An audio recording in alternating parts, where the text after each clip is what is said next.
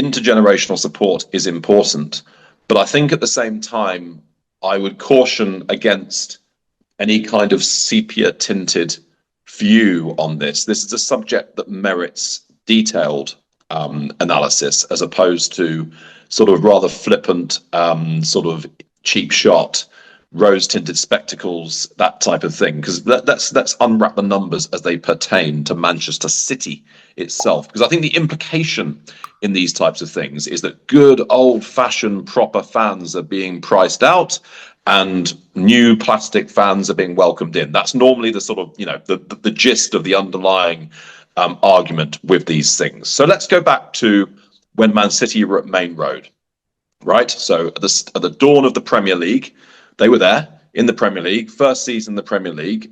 Main Road at the time had a capacity of about 36,000, and Man City's average crowd was 24,698, right? So home attendance in terms of strip out the away fans was 22,500, and the number of season ticket holders was 15,000. So at the start of the Premier League, you have 15,000 Man City season ticket holders. How many season ticket holders do you have today? Do you have the information to hand? I don't know how many they've got now. 37,000. Right. So the number of season ticket holders at Manchester City during the period of the Premier League era has increased from 15,000 to 37,000. Right? Now, it's very hard to make the argument that historic Man City supporting families are being deprived of season tickets that they might once have had when you actually look at those numbers. Now let's think about the pricing of those season tickets, right? So Man City's season tickets go, and they've just announced they've frozen the prices for next season. Man City's season tickets go from £540 at the cheapest end, and this is for there's non-concessions, full season tickets. £540 per season at the cheapest end to £1,080 at the most expensive age. So that's between £28.50 per match and £56 per match, right? Now, I think it'd be very hard to argue that those are bad value.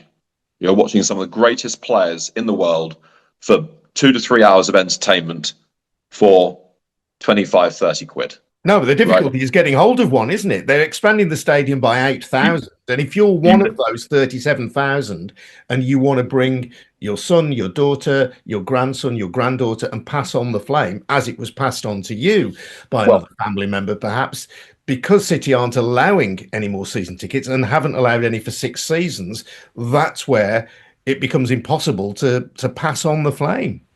So then let's get on to, they've got 140,000 members. So those are people who pay a small annual subscription in order to have the right to buy match-to-match tickets. And they've got a season ticket waiting list of 120,000. Right. So you've got effectively, if you think about the new attendance being 60,000, and of that 60,000, 5,000 being away fans, roundabout, that type of thing. So you've got 55,000 spaces for home fans, and you've got 37,000 season ticket holders. So you've got 18,000 seats, and you've got 140,000 members, and you've got a waiting list for season tickets of 120,000. So effectively, it's already quite difficult for the 140,000 members to get tickets to matches, right? And I'm not quite sure how Man City do it, but I know at Arsenal there's a ballot, right? So you have to put your name in for the ballot and hope that it comes out. So let's just say that you're a member and you've got 15,000 odd seats to shoot out, and you've got another 140,000 members alongside you, and you're entering the ballot and you're hoping to get a ticket. Now, you might get a few tickets a season at the moment.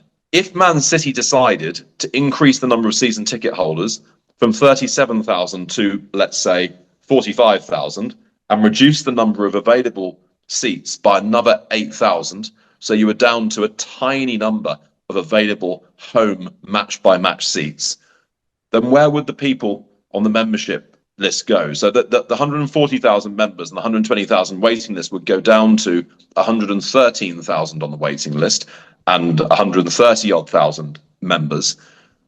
But they would then have a vanishingly small number of seats available for them to even be able to attend on a match-to-match basis.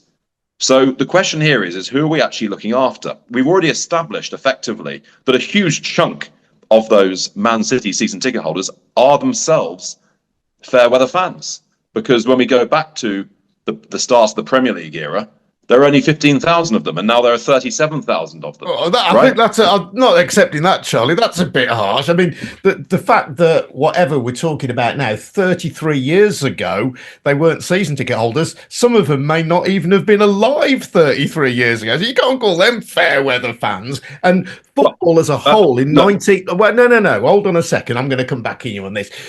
Football as a whole was still recovering from the horrors of the 1980s, and we don't need to rehearse those here. But in 1992, football was only 3 years past, or 4 years past, I think, the nadir of football attendance in modern times in this country. So I'm not sure that I agree. I agree. I'm simply saying that fair these people too much. Come on. Well, I mean, okay, fair weather compared to me and you, right, and our ilk, because I think there is a conflation that goes on here where people talk about real football fans, and by real football fans, we do, I think, mean people who would have been there in the late 1980s and who cared enough about the game and were passionate enough about the game that despite the poor facilities, despite the occasional threat to violence, would still go because we're so passionate about it. So we are the ones who are the lifeblood, right? So we are the ones who are there through thick and thin, and there were people when Man City went down to what's now called League One at some point, which is in the mid to late 90s, and the crowds back in those days, I'm just having a look down there, they had risen a bit. They were about 26,000, that type of thing. In those days, still nowhere near capacity, and we're talking about this is 25 years ago.